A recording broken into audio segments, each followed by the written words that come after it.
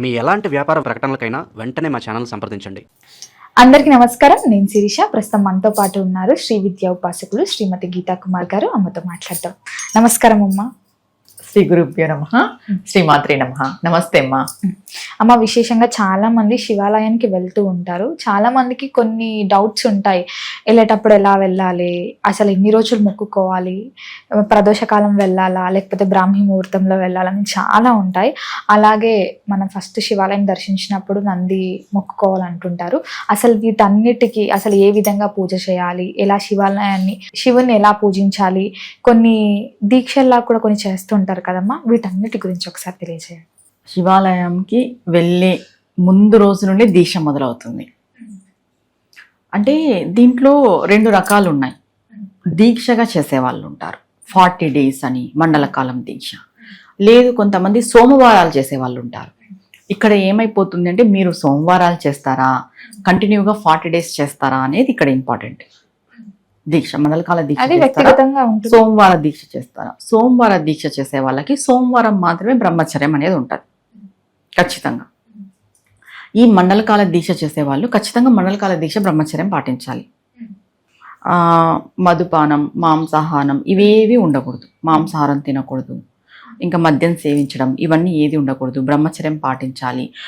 ఇంకా ఏకభుక్తం చేస్తే మంచిది. అది వాళ్ళ ఆరోగ్యరీత్యా చేసుకోవాలి. ఇది ఎప్పుడు మొదలు పెట్టాలి అనే విషయానికి వస్తే, కొంతమంది చాతుర్మాస దీక్షలో మొదలు పెడతారు. 4 నెలలు చాతుర్మాస దీక్ష మనకు జరుగుతుంది, ఆషాఢం నుండి కార్తీకం వరకు. దాంట్లో మొదలు పెడతారు. కొంతమంది కార్తీకం ఇంకా రేపు మొదలవుతుంది అన్నంగా అట్లా మొదలు పెడతారు.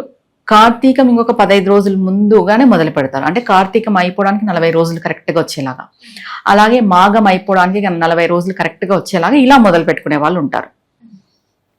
మనం ఏం చేయగలము అనేది ఫస్ట్ మనం డిసైడ్ చేసుకోవాలి. సోమవార దీక్ష చేసేవాళ్ళు ప్రతి వారము లైఫ్ లాంగ్ చేసుకోవచ్చు. ఈ 40 రోజులు దీక్ష చేసేవాళ్ళు ఏ టైం అనేది వాళ్ళు సెలెక్ట్ చేసుకోవాలి. ముందుగా మనం శివాలయంకి వెళ్ళే ముందు రోజు నుండే మనకి దీక్ష స్టార్ట్ అవుతుంది. ముందు రోజు నుండే ఎలా అంటే, ఇప్పుడు సోమవారం చేసే వాళ్ళది మాట్లాడదాము. సోమవారం రేపు నువ్వు దీక్ష మొదలు పెట్టాలి అనుకున్నప్పుడు ఆదివారం నుండే నువ్వు దీక్షలోకి వచ్చేసేయాలి. అంటే ముందు రోజు నేను మాంసాహారం తిని మద్యం సేవించి చేస్తాము అంటే అది కుదరదు. అమ్మాయిలు మాంసాహారం తిని చేస్తామంటే కుదరదు. కంటిన్యూగా బ్రహ్మచర్యము ఉండాలి. ముందు రోజు ఇవన్నిటికీ దూరంగానూ ఉండాలి. ఉదయం అవుతుంది. ఉదయం అయినప్పుడు స్వామికి మనం సంకల్పం చెప్పుకుంటాము, ఎన్ని వారాలు చేస్తాము అని. లేదా స్వామి కుదిరినన్ని వారాలు నేను చేస్తాను, లైఫ్ లాంగ్ చేస్తాను, ఇలా కూడా చెప్పుకోవచ్చు. కొంతమంది లైఫ్ లాంగ్ చేసే వాళ్ళు ఉంటారు, కుదిరిన వారాలు చేస్తారు. అంటే ఊర్లో ఉండే టైం ఉంటుంది, వర్క్స్ ఉంటాయి, దాన్ని బట్టి ఇలా చూసుకొని చేస్తారు.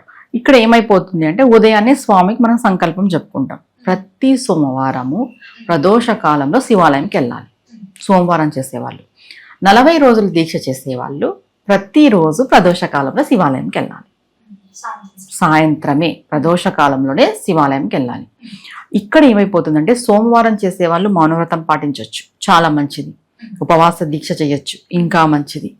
అది మౌనవ్రతము, ఉపవాస దీక్ష అనేది వాళ్ళ వాతావరణం బట్టి డిసైడ్ చేసుకోవాలి. మౌనవ్రతం కొంతమంది ఉండగలరు, ఉండలేరు, వాళ్ళు బయటకు వెళ్ళే పరిస్థితి ఉంటుంది. ఉపవాసం కొంతమంది ఉండగలరు, ఉండలేరు, అది కూడా వాళ్ళ ఆరోగ్యరీత్యా. ఏది ఏమైనా కానీ బ్రహ్మచర్యం ఖచ్చితంగా ఉండాలి. మాంసాహారం తినకూడదు ఈ 2 రోజులు కూడా. ఇది ఒకటి.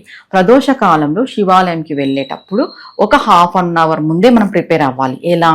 ఫస్ట్ మనం స్నానం చేసుకోవాలి. సాయంత్రం స్నానం చేసుకొని ఇంట్లో దీపారాధన చేసుకొని త్రిపుండ్రాలు అంటాం, అంటే 3 అడ్డబొట్లు పెట్టేసుకొని ఖచ్చితంగా విభూతి ధారణ చేస్తే శివాలయంకి వెళ్ళాలి. ఇది మెయిన్. మేము శివాలయంలోకి వెళ్ళి పెట్టుకుంటామండి ఇలా అంటుంటారు. కాదు, నువ్వు ఇంట్లో బయలుదేరేటప్పుడే నువ్వు శివుడిని చూసేకి వెళ్తున్నావు కాబట్టి, ఆ శివుడి యొక్క అనుగ్రహాన్ని పొందేకి వెళ్తున్నావు కాబట్టి నువ్వు భక్తిగా, శ్రద్ధగా, ప్రేమగా రెడీ అయి వెళ్ళాలి. ఇంట్లోనే అంత బొట్టు కంపల్సరీ పెట్టుకొని, చెప్పులు వేసుకోకుండా, దూరం అయితే బండ్లో వెళ్తారు, దగ్గర అయితే నడుచుకుంటూ వెళ్తారు, చెప్పులు వేసుకోకూడదు. ఎవరితో మాట్లాడుకోకుండా. అంటే చాలా మంది ఇలా దీక్షలు చేసే వాళ్ళు ఏం చేస్తారంటే, నేను ఇన్ని సోమవారాలు అనుకున్నాను, ఇలా తిరుగుతున్నాను, వస్తాను చెప్తానే ఉంటారు. కనిపించిన వాళ్ళందరికీ చెప్తారు. నేను 40 రోజులు అనుకున్నా, 40 రోజులు నేను శివాలయం సాయంత్రం పూట పోతాను, నువ్వు కూడా రానా అంటే అవును ఇలా చెప్తుంటారు. చెప్పేటోళ్ళు కూడా ఉంటారు సహజంగా. సహజంగా. ఆ. అంటే వాళ్ళు చేసేది కానీ పక్కన వాళ్ళకి చెప్పి వాళ్ళని రమ్మని ఇలా చేయొద్దు. మీరు చేసేది ఎవరికి చెప్పొద్దు. ఎవరైనా అడిగితే తప్ప, అడిగితే చెప్పండి, లేదా అది కూడా అవసరం లేదు. ఏదో స్వామి కోసం వస్తున్న టెంపుల్ అంతే. మనం ఏది చేసేది చెప్పకూడదు ఫస్ట్ అయితే. ఇలా ఎవరితో మాట్లాడుకోకున్నట్టు, ఎవరికి చెప్పుకోకున్నట్టు శివాలయంకి వెళ్ళాలి. వెళ్ళిన తర్వాత శివాలయంకి ప్రదక్షిణ విధానం అందరికీ తెలుసు. ఎందుకంటే ఆనవట్టం దాటకూడదు ప్రదక్షిణ చేసేటప్పుడు. అంటే చుట్టూ తిరగకూడదా? చుట్టూ తిరగకూడదు.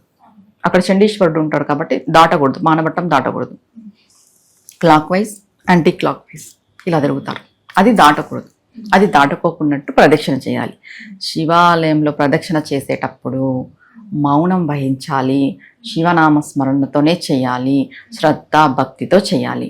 ఏదో తిరుగుతున్నాం, చుట్టుపక్కల అందరినీ చూసుకుంటూ తిరగడము, మనం ఫోన్లలో మాట్లాడుకుంటూ తిరగడం అలా ఎప్పుడూ చేయకూడదు. శివాలయంలో ప్రదక్షిణకే చాలా ప్రత్యేకమైన విశిష్టమైన విధి ఉంది. అది చాలా ప్రత్యేకమైనది. అన్ని గుళ్ళ ప్రదక్షిణ వేరు, శివాలయ ప్రదక్షిణ వేరు. ఇది ఫస్ట్ మనం గుర్తుపెట్టుకోవాలి మైండ్లో. ఎందుకంటే clock wise, anti clock wise తిరుగుతాం కాబట్టి ఆ శక్తిని మనం పొందుతాం. తిరిగే ఒక శక్తిని మనం పొందుతాం. ఏ దేవాలయంకి అలా తిరగం, శివుడికి మాత్రమే అలా తిరుగుతాం. కాబట్టి శివాలయంలో ప్రదక్షిణ దీక్ష చేసే వాళ్ళు కూడా చాలా మంది ఉంటారు. అంటే ఇన్ని ప్రదక్షిణలు చేస్తామని దీక్షగా చేసే వాళ్ళు కూడా ఉంటారు. అది కూడా సపరేట్ దీక్ష ఉంది. శివాలయంకి పోవడమే కాదు, ప్రదక్షిణ దీక్ష అనేది సపరేట్గా ఉంది. ఇలా ఒకటి, మీరు ప్రదక్షిణ 3 సార్లు చేస్తారా, 5 సార్లు చేస్తారా, 11 సార్లు చేస్తారా అని మీ యొక్క వ్యక్తిగత విషయం. ఇది చేసిన తర్వాత మౌనంగా వచ్చి కూర్చోవాలి. నందీశ్వరుడికి నమస్కారం, మొదటగా నందీశ్వరుడికి నమస్కారం, తర్వాత శివుడికి నమస్కారం ప్రదక్షిణ అయిన తర్వాత. ఇక్కడ మీరు అడిగినట్టు నందీశ్వరుడికి ఏం చెప్పాలి అంటే ముందుగా శివాలయానికి వెళ్ళగానే ప్రతి ఒక్కరు నంది దగ్గర చెవులు చెప్తూ ఉంటారు. అసలు అంటే దానికి ఏదైనా నామం చెప్పొచ్చా అమ్మా, లేకపోతే మన కోరికలు చెప్పాలా? చాలా మంది తెలియదు కోరికలు చెప్పాలా లేకపోతే దేవుని స్మరించుకోవాలా ఏంటి అని. మరి నంది అంటే కోరికలు చెప్తారు. కోరికలు చెప్పే ముందు ఫస్ట్ మనం చెప్పాల్సింది హర హర మహాదేవ శంభో శంకర ముందుగా చెప్పాల్సింది, లేదా నమశివాయ. శివుడిని తలిచిన తర్వాత నందీశ్వరుడిని తలచాలి. ఎలా? బసవ, బసవేశ్వర, ఈ 2 మాటలు ఖచ్చితంగా నందీశ్వరుడిని స్తుతించాలి. బసవరాజ, ఈ 3, బసవ, బసవేశ్వర, బసవరాజ. దీనికి ముందు హరహర మహాదేవ, నమశివాయ, ఈ 2లో ఏదో ఒకటి 3 సార్లు చెప్పడం. మీరు చెవు దగ్గరికి వెళ్తేనే హరహర మహాదేవ, నమశివాయ, ఈ 2లో ఏదో ఒకటి 3 సార్లు. తర్వాత బసవ, బసవేశ్వర, బసవరాజ, నందీశ్వర, పాహిమాం పాహిమాం. అంటే నేను వచ్చినాను, నేను స్థుతిస్తున్నానని అక్కడ అర్థమైపోతుంది. తర్వాత నీ కోరిక చెప్పుకోవాలి. పోగానే చెవులు పట్టేసుకొని కోరిక చెప్పకూడదు. చెప్పాలంటే ఇప్పటి వరకు తెలియదు అసలు ఇలా చెప్పాలని. ఇది నందీశ్వరుని చెవులో చెప్పాల్సిన విధానం. ఇది అయిపోయిన తర్వాత మౌనంగా కూర్చొనేసి అర్చను నువ్వు ఏదో ఒకటి చేయించుకుంటావు, నీ గోత్రనామాలతో అర్చన చేయి. అసలు ఇవేవి చేయకపోయినా పర్వాలేదమ్మా. శివాలయంలో ప్రదక్షిణ, నమస్కారము, నామస్మరణ, వెళ్ళి ప్రదోష కాలంలో కూర్చొని ఎంత టైం వీలైతే అంత టైం నామస్మరణ చేసుకొని ఎవరితో మాట్లాడుకోకున్నట్టు ఇంటికి తిరిగి రావాలి. అమ్మ, చాలా వరకు శివాలయంలోకి వెళ్ళినప్పుడు చాలా మంది అంటుంటారు అక్కడ పెట్టిన ప్రసాదం అయినా కొట్టిన కొబ్బరికాయ అయినా కూడా తీసుకురాకూడదు అని. నిజమా? వాస్తవం అది తీసుకురాకూడదా? తీసుకురాకూడదు అంటే తీసుకొచ్చే ముందు చండీశ్వరుని యొక్క పర్మిషన్ తీసుకొని తీసుకోవాలి. అంటే పానవట్టం ఉంటుంది కదా, వాటర్ అంతా వెళ్తూ ఉంటుంది. అక్కడికి వెళ్ళి స్వామి ఇది శివుడి యొక్క ప్రసాదము, నువ్వు అనుమతిస్తే నేను తీసుకెళ్తాను ఇంటికి అని చెప్పి తీసుకురావాలి. అక్కడ ఆయన అడక్కని మనం తెచ్చుకోకూడదు. అందుకే శివాలయం నుండి ఏం తెచ్చుకోరు సామాన్యంగా, ఎవరేం తెచ్చుకోరు. అక్కడే తినేసో లేదా అక్కడే విభూతి పెట్టుకొని విభూతి కూడా అక్కడే పెట్టేసి వచ్చేస్తారు. ఒక్కవేళ మనం తీసుకురావాలి అని అంటే చండీశ్వరుని యొక్క అనుమతితోనే మనం తెచ్చుకోవాలి. ఇంకొకటి ఏంటంటే అందరూ గుర్తుపెట్టుకోవాల్సిన విషయము, టెంపుల్కి వెళ్ళిపోయి జనాలంతా ఎక్కువైపోయి శివుడికి నందికి మధ్యలో నిలబడుతుంటారు. తిరిగే వాళ్ళు కూడా శివుడికి నందికి మధ్యలో తిరగడం అలా చేస్తుంటారు. చాలా చాలా పాపం, అది పాపమే అంట నేనైతే. శివుడికి నందికి మధ్యలో అసలు ఎవరు ఉండకూడదు, వెళ్ళకూడదు, తిరగకూడదు. తర్వాత శివుడి దగ్గర మనకి బిల్వపత్రి, పూలు అవన్నీ ఇచ్చింటారు కదా, తెచ్చి నంది మీద పెడుతుంటారు. అది కూడా చాలా తప్పు. ఎందుకంటే తిరిగేటోళ్ళు తగిలినా, కాళ్ళు తగిలినా అది పాపం వస్తుంది. తీసుకెళ్లి ఎవరు తిరగని చోట పెట్టడమో గోడ పైన పెట్టడమో అలా చేయడం వేరు, కానీ అది అక్కడిది ఇక్కడికి అలా ట్రాన్స్ఫర్ చేయకూడదు. శివుడికి నందికి మధ్యలో అస్సలు తిరగద్దు.